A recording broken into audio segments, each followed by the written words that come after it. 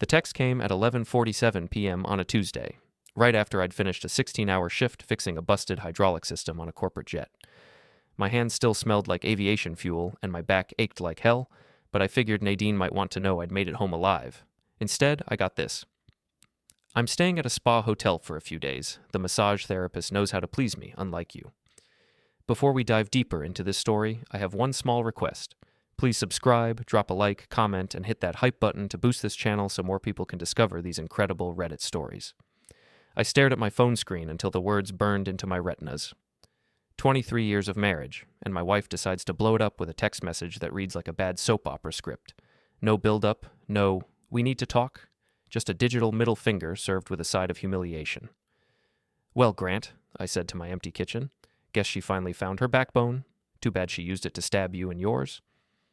The house felt different now, colder, like someone had left all the windows open in January. Even our golden retriever, Murphy, looked at me with what I swear was pity. Dogs know when the pack is falling apart.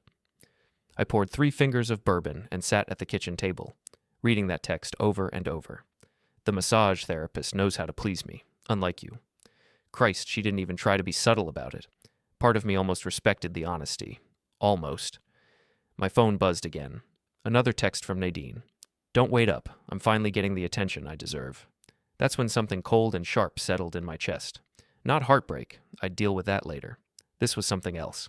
Something that felt like the moment right before you realize the plane you're working on has a catastrophic flaw that's going to bring it down. I'd spent 25 years in aviation maintenance. You learn to spot problems before they become disasters. You learn to think 3 steps ahead, to plan for every contingency. Most importantly, you learn that when something's broken beyond repair, you don't try to fix it. You replace it. The next morning, I called in sick for the first time in 2 years and drove to Nadine's salon. Reflections occupied a converted Victorian house on Main Street, all glass and chrome and the kind of pretentious artwork that costs more than my truck. Nadine had built it from nothing over the past decade, and I'd be lying if I said I wasn't proud of what she'd accomplished. Through the front window, I could see her business partner, Yvonne Martinez, holding court with a couple of stylists. Yvonne had always rubbed me the wrong way. Too slick, too quick with the compliments, the kind of woman who smiled with her mouth but not her eyes. She spotted me through the glass and gave me a little wave, like we were old friends. I didn't go in.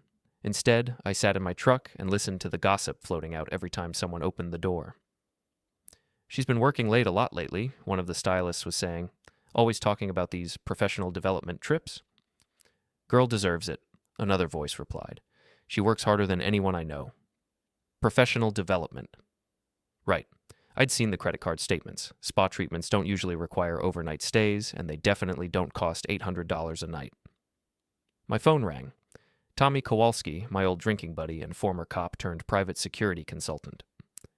Grant, you sound like hell, he said without preamble. What's eating you? I told him about the text, about Nadine, about the massage therapist who apparently had magic hands. Tommy listened without interrupting, which is why we'd stayed friends for 15 years. So what are you thinking? He asked when I finished. I'm thinking my wife just handed me a loaded gun and dared me to pull the trigger. And I'm trying to decide where to aim. Tommy was quiet for a long moment. You want some advice from someone who's seen this play out 100 times? Shoot. You want payback? Do it by the book. Scorched earth, not jail time. Be smarter than she is. And for God's sake, document everything. After we hung up, I sat in that parking lot for another hour, watching Nadine's employees come and go. A plan was starting to form in my head. Not revenge, exactly, but something more surgical, more permanent. I drove to the Riverside Spa Resort, about 40 miles outside town. It wasn't hard to find. Nadine had been posting Instagram photos from there for the past 3 months. Always the same caption, Self-Care Sunday, or Treating Myself. Never any mention of company. The resort was the kind of place rich people went to pretend they were getting healthier while paying someone to rub expensive oils on their backs. All natural stone and water features, with a parking lot full of luxury cars that cost more than most people's houses. I found the registration desk and put on my most charming smile for the college-age kid working the afternoon shift. Hi there, I said, sliding a $50 bill across the marble counter. My wife is staying here, Nadine Ellison. She left her medication at home, and I wanted to surprise her with a delivery. Room number. The kid looked at the money, then at me, then back at the money. I'm not really supposed to. It's her heart medication, I lied smoothly. She gets anxious when she doesn't have it. 5 minutes later, I had Nadine's room number, her check-in date, and the interesting information that she'd specifically requested their premier massage therapist, Darren Pike. The same Darren Pike who, according to the kid, had been giving my wife extended treatments every evening this week. I thanked the kid and walked back to my truck, but I didn't leave. Instead, I parked across the street and settled in to wait. Tommy was right about documentation. If I was going to do this, I was going to do it right. At 9:30 p.m., I watched a tall, lean guy with perfectly styled hair walk across the parking lot toward the resort's side entrance. He moved like someone who spent a lot of time looking at himself in mirrors, all confident swagger and practiced charm. Had to be Darren. 20 minutes later, my phone buzzed with a text from the desk clerk. "Your wife and her friend just went to the steam room. Thought you'd want to know." I smiled in the darkness of my truck. The kid was definitely getting a good tip. At 11:45 p.m., I watched Darren leave through the same side door. He walked to a silver BMW parked under the trees, secluded, discreet, the kind of spot you choose when you don't want to be seen. I waited until he drove away, then got out of my truck and walked over to his parking spot. The BMW was still warm, which meant he'd been inside the resort for over 2 hours. 2 hours of professional massage therapy with my wife. I knelt down next to the front tire and used my pocket knife to let out just enough air to make it flat, but not completely deflated. Then I did the same to the other 3 tires. Not enough to damage the rims, just enough to make his morning interesting. On his windshield, I left a note written in block letters. "Hope you're better at massages than tire changes." Driving home, I felt something I hadn't experienced in years. The satisfaction of a job well done. This was just the beginning. The next morning, I got a call from Nadine at 7:30 a.m. She was crying, which should have made me feel guilty. Instead, I felt nothing but cold satisfaction. "Grant, someone vandalized Darren's car at the resort," she sobbed. "They think it might be a jealous client or something. It's so awful." "That's terrible," I said, not bothering to inject much sympathy into my voice. "I hope he has good insurance." "You don't understand. This could ruin his reputation. He's worked so hard to build his practice." His practice, like he was a doctor instead of a guy who rubbed oil on rich people for a living. "I'm sure he'll bounce back," I said. Guys like that always land on their feet. There was a long pause. "What's that supposed to mean?" "Nothing, honey, just that he seems like a resourceful guy." After she hung up, I made my first real move. I called the State Board of Massage Therapy and filed a complaint against Darren Pike for inappropriate conduct with clients and violations of professional boundaries. I didn't have to lie. Everything I reported was technically true. He was having an affair with a married client, which definitely violated professional ethics. Then I called the Luxury Spa Association and reported the Riverside Resort for allowing after-hours activities that weren't part of their licensed services. Again, technically true. Steam rooms weren't supposed to be used for romantic encounters. By noon, I had confirmation that both complaints were being investigated. The beauty of bureaucracy is that once you get the ball rolling, it picks up momentum on its own. My next stop was the landing strip, a dive bar near the airport where pilots and mechanics went to forget about their problems. The owner, Big Jim Patterson, had known me since I was 25 and still green enough to think aviation was glamorous. "You look like someone pissed in your coffee," Jim said, sliding a beer across the bar without being asked. "Worse, someone pissed in my marriage." I told him about Nadine and the massage therapist, about the spa resort and the after-hours steam room sessions. Jim listened with the kind of attention that comes from 30 years of bartending and hearing every sob story in the book. "So what are you going to do about it?" he asked when I finished. "I'm going to be smart about it. Surgical, clean." "Good man. Messy divorces help nobody but the lawyers." I was halfway through my second beer when Tommy showed up. He slid onto the stool next to me and ordered a whiskey. Neat. "I made some calls about your wife's boyfriend," he said without preamble. "Darren Pike, age 35, licensed massage therapist for 8 years, clean record, no complaints until today." Until today? Funny thing about complaints to the state board. Once one gets filed, people start paying attention. Turns out Mr. Pike has a reputation for getting a little too friendly with his female clients. Nothing prosecutable, just whispers and rumors. Tommy pulled out a manila folder and slid it across the bar. "I also did some digging on your wife's business partner. Yvonne Martinez, age 42, divorced twice, filed for bankruptcy in 2018 before partnering with Nadine." I opened the folder and found a stack of financial records, court documents, and what looked like surveillance photos. Why the deep dive on Yvonne? Because she's been asking questions about you. Called my office last week wanting to know about discreet investigation services for a friend who suspected her husband of cheating. That stopped me cold. She thinks I'm cheating? Or she's trying to build a case for why your wife's affair is justified. Either way, she's not the friend your wife thinks she is. I studied the surveillance photos. They showed Yvonne meeting with a man I didn't recognize at various restaurants and coffee shops around town. The timestamps went back 3 months. Who's the guy? Divorce attorney. Specializes in high-asset cases. The pieces were starting to come together, and I didn't like the picture they were forming. Yvonne wasn't just Nadine's business partner, she was positioning herself to take over the salon when the marriage imploded. There's something else, Tommy said. I ran the financials on the salon. Your wife has been moving money around, setting up separate accounts. Nothing illegal, but definitely suspicious. I closed the folder and finished my beer. Thanks, Tommy. I owe you one. You don't owe me anything. Just be careful. This is bigger than a cheating wife and her boy toy. That evening, I drove back to the spa resort. The desk clerk, his name was Jason, I'd learned, was working another shift. I slipped him another $50 and asked him to keep me updated on Nadine's activities. She's been here every night this week, he told me. Always books the private steam room from 9 to 11, always with the same massage therapist.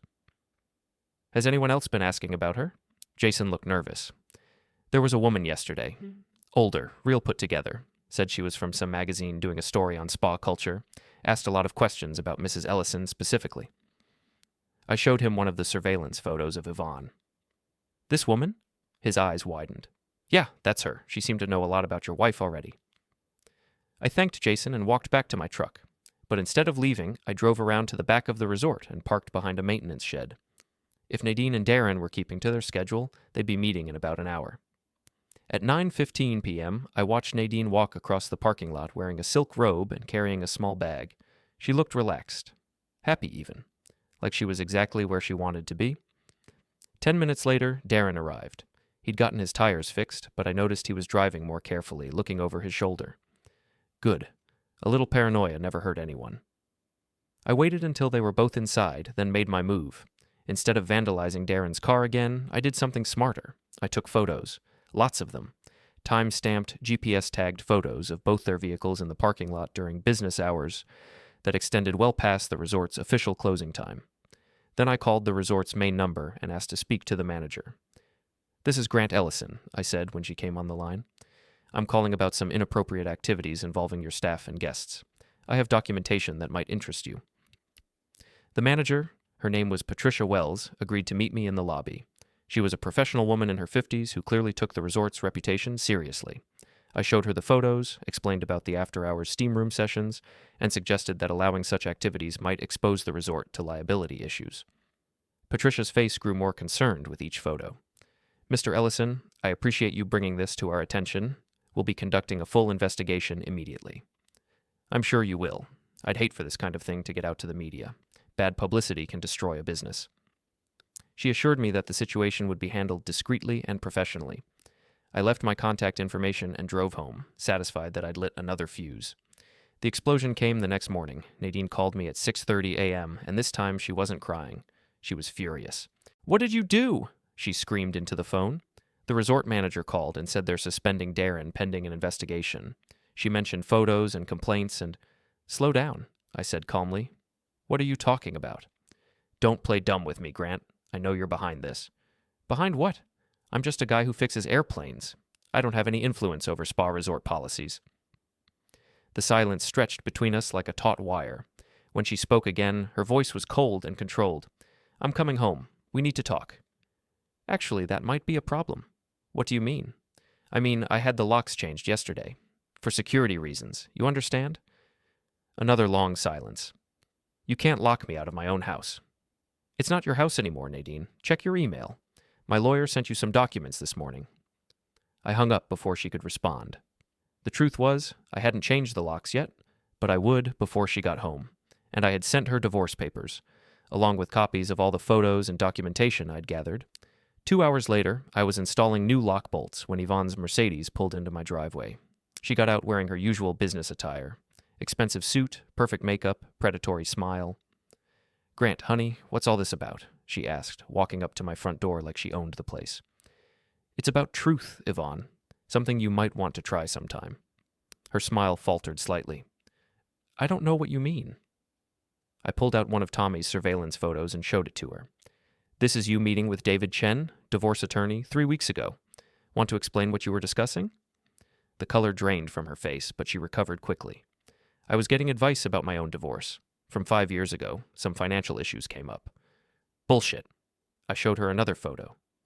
This is you at the spa resort yesterday, asking questions about my wife. The desk clerk identified you. Yvonne's mask finally slipped. The friendly business partner disappeared, replaced by something harder and more calculating. You're a fool, Grant. You think this is about some massage therapist? Nadine has been planning to leave you for months. I just helped her see what she really wanted. Which was? Freedom. Success. A life that doesn't revolve around some grease monkey who thinks changing oil makes him important. That's when I understood. This wasn't just about Nadine's affair. This was about Yvonne positioning herself to take over the salon, to push Nadine into a divorce that would force her to sell her share of the business. You set this whole thing up, I said. You introduced her to Darren, didn't you? Encouraged the spa trips, fed her lines about deserving better. Yvonne's smile returned, but now it looked like a shark's. I didn't force her to do anything. I just showed her the possibilities. And when she's broke and desperate after the divorce, you'll be there to buy out her share of the salon for pennies on the dollar. Business is business, Grant. Nothing personal. I finished installing the lockbolt and tested it twice. You're right, nothing personal. That's why you're going to love what happens next. That afternoon, I drove to the salon. Through the front window, I could see Nadine inside, talking animatedly with her stylists. She looked stressed, gesturing with her hands, probably trying to explain why her business partner had been meeting with divorce attorneys. I didn't go in. Instead, I walked to every business within 2 blocks and had friendly conversations with the owners. I'd known most of them for years. We were all part of the same small business community. Have you heard about the scandal at Reflections? I asked each of them. Apparently, one of the owners has been having an affair with a massage therapist who's under investigation by the state board. Real messy situation. I didn't have to embellish. The truth was damaging enough. Within hours, the gossip network that keeps small towns running had spread the story to every corner of the business district. By evening, Nadine's Instagram post had gone up. Dealing with some personal challenges right now. Thank you for your patience and understanding. The comments section was brutal. Former clients expressing disappointment, competitors offering fake sympathy, and Yvonne's response. You're stronger than you know. This too shall pass. I screenshotted everything. The next morning, I got a call from Patricia Wells at the spa resort. Mr. Ellison, I wanted to update you on our investigation. We've terminated Mr. Pike's contract with our facility, and we're reviewing our policies regarding after-hours access. I appreciate the follow-up. Has there been any media interest? Not yet, but we're prepared to handle it if there is. Good. I'd hate for this to become a bigger story than it needs to be. After I hung up, I called the local newspaper and spoke to Sarah Mitchell, a reporter I'd known since high school. Sarah, I've got a story that might interest you. It's about professional ethics in the wellness industry. What kind of story? The kind that involves state board investigations, after-hours activities at luxury resorts, and business partnerships that aren't what they seem. Sarah was interested. Very interested. That evening, I drove past the salon and saw Nadine's car still in the parking lot at 9 p.m. The lights were on, and I could see her inside, alone, working on paperwork. She looked exhausted. My phone buzzed with a text from her. Grant, please, we need to talk. I made a mistake. I stared at the message for a long time. Part of me, the part that remembered 23 years of marriage, good times and bad, wanted to respond, wanted to find a way to fix this. But then I remembered the text that started it all. The massage therapist knows how to please me, unlike you. I deleted her message without responding.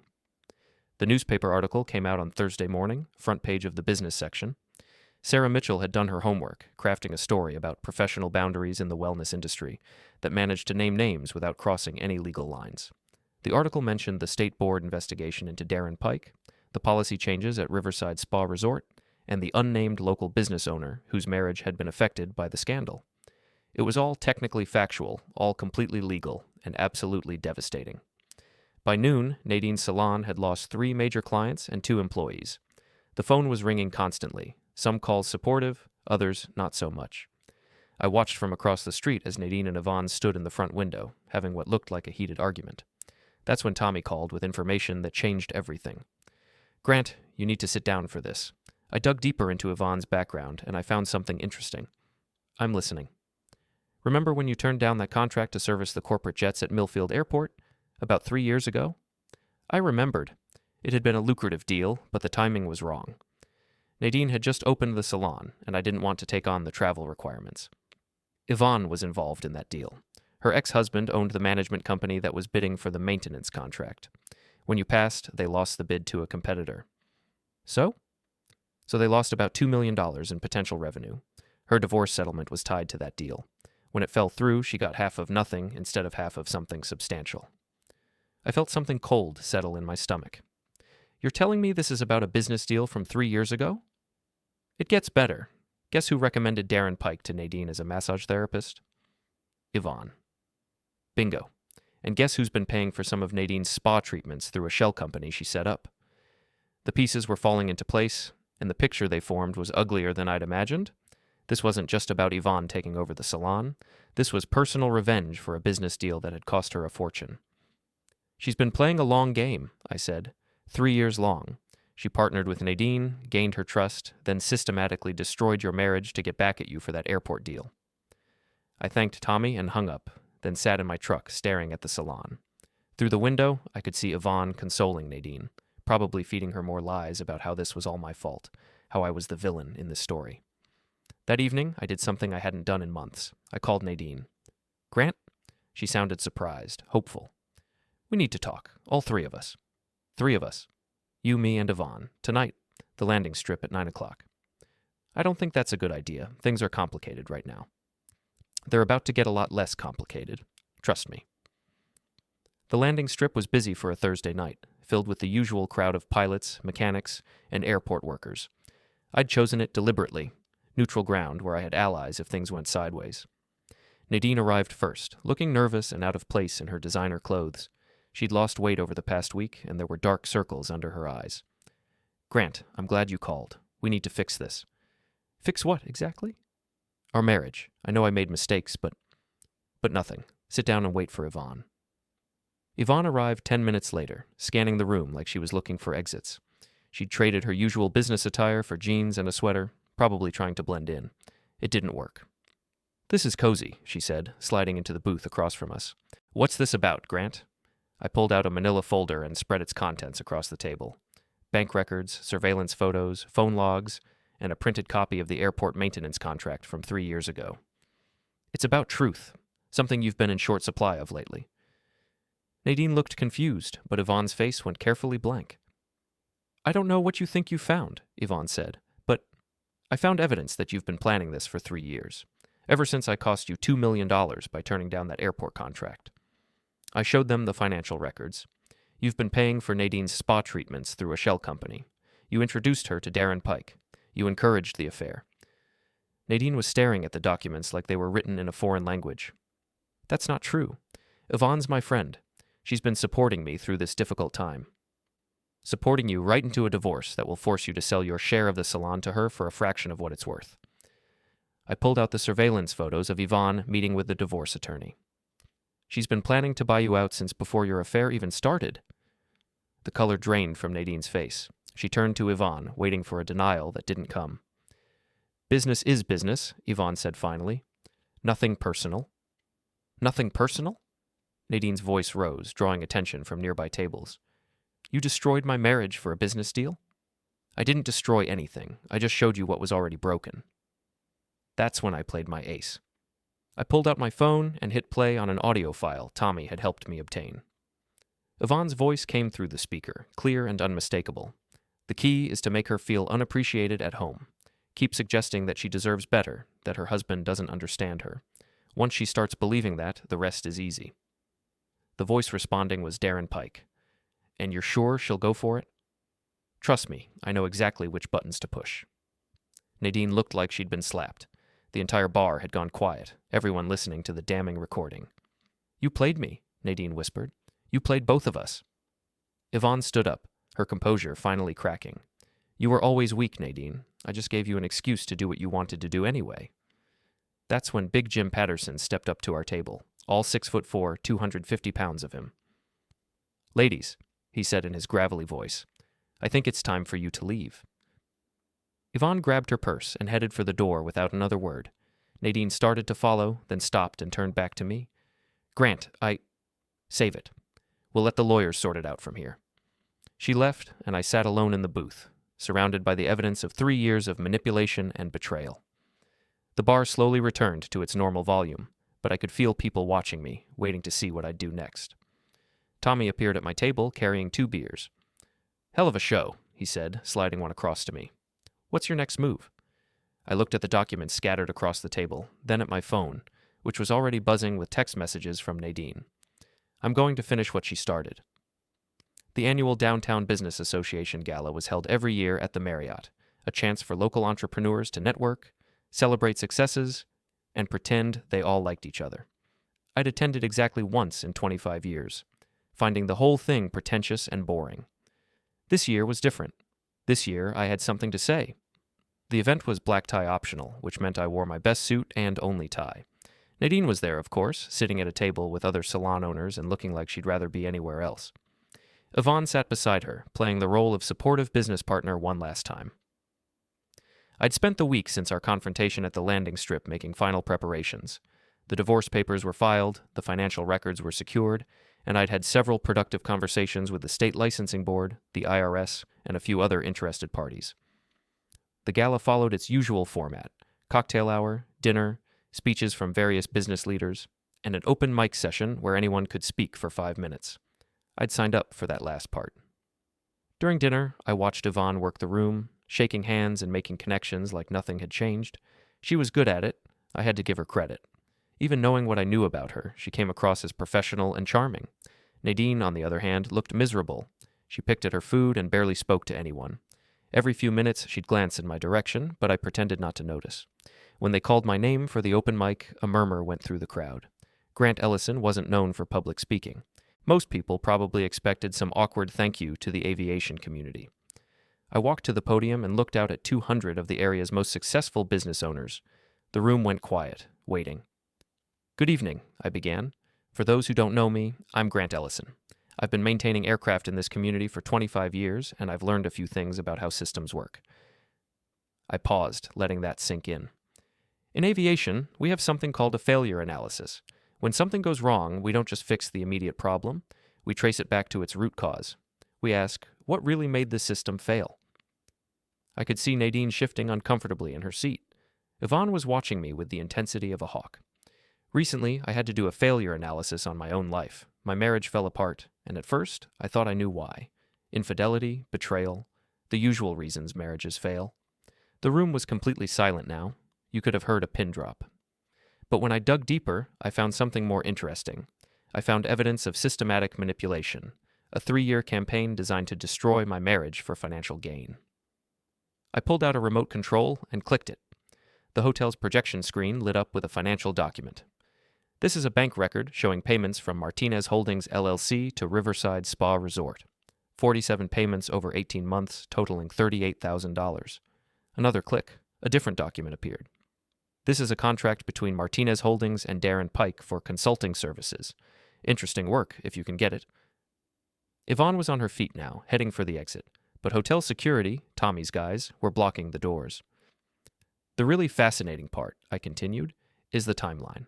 These payments started 3 months after I turned down a maintenance contract that would have made Martinez Holdings very wealthy. Funny how that works. Click. The audio recording from the landing strip began playing through the hotel's sound system. The key is to make her feel unappreciated at home. Keep suggesting that she deserves better, that her husband doesn't understand her. The room erupted. People were turning to stare at Yvonne, who had gone pale. Nadine was crying, her hands covering her face. I let the recording play for 30 seconds, then clicked it off. In aviation, when we find a systemic failure, we don't just fix it. We make sure everyone knows about it, so it doesn't happen again. I clicked the remote one final time. The screen showed a web address, www.businessethicswatch.com, Martinez case study. Everything I've shown you tonight, plus a lot more documentation, is available at that website. Bank records, recordings, witness statements, the works. Because the business community deserves to know when someone uses manipulation and fraud to destroy families for profit. The room was in chaos now. People were pulling out their phones, typing in the web address, sharing information. Yvonne had given up trying to leave and was slumped in her chair, staring at the floor. I walked back to my table, picked up my drink, and headed for the exit. Tommy was waiting for me in the lobby. Jesus, Grant, you just nuked her entire life. She nuked mine first. I just returned the favor. We walked outside into the cool evening air. Behind us, we could hear the chaos continuing in the ballroom. Voices raised, phones ringing, the sound of a reputation being destroyed in real time. What about Nadine? Tommy asked. What about her? You going to give her a chance to explain? To make amends? I thought about that for a long moment. She made her choice when she sent that text. Some things can't be fixed, Tommy. Sometimes the only option is to start over. My phone buzzed with a text from Nadine. Grant, please. I was manipulated. I made mistakes, but I love you. Can we talk? I looked at the message, then deleted it without responding. You heading home? Tommy asked. Eventually. First, I'm going to stop by the landing strip. Big Jim's buying drinks for anyone who wants to hear the rest of the story. As I walked to my truck, I could see people streaming out of the hotel, all of them talking, sharing what they'd just witnessed. By morning, everyone in town would know the truth about Yvonne Martinez and her 3-year revenge scheme. I started the engine and pulled out of the parking lot, driving past the salon that Nadine had built and Yvonne had coveted. The lights were off, and there was already a "for sale" sign in the window. Sometimes the best revenge isn't getting even. Sometimes it's just making sure everyone knows the truth. I drove toward the landing strip where friends were waiting and the beer was cold, leaving the wreckage of my old life in the rearview mirror. Tomorrow I'd start building something new, something better, something that couldn't be destroyed by people who confused manipulation with intelligence. The massage therapist knows how to please me, unlike you. That text had been meant to hurt me, to break me down, to make me feel small and insignificant. Instead, it had revealed the truth about everyone involved. Nadine's weakness, Yvonne's calculating cruelty, and my own capacity for surgical, methodical revenge. I pulled into the landing strip's parking lot and sat in my truck for a moment, looking at the neon sign flickering in the darkness. Inside, there were people who'd known me for decades, who'd seen me at my best and worst, who'd stick by me regardless of what happened next. That was worth more than any marriage built on lies, any business partnership founded on manipulation, any relationship that could be destroyed by a single text message. I got out of the truck and walked toward the bar, ready to start the next chapter of my life. Behind me, the ruins of the old one smoldered in the darkness, a warning to anyone else who might mistake kindness for weakness.